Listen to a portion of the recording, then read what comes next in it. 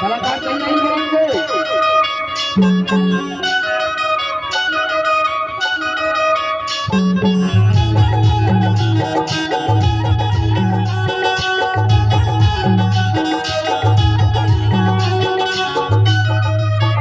सभी कलाकार आ जाए, सभी।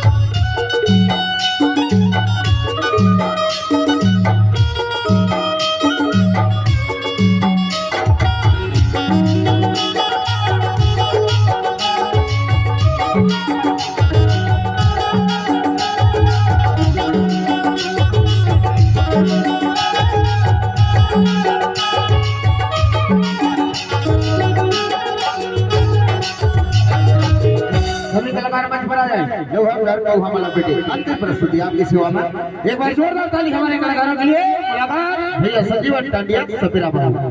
सोए हुए जवानों से आग्रह है कि कृपया चाप कर जल्दी मंच पर आए।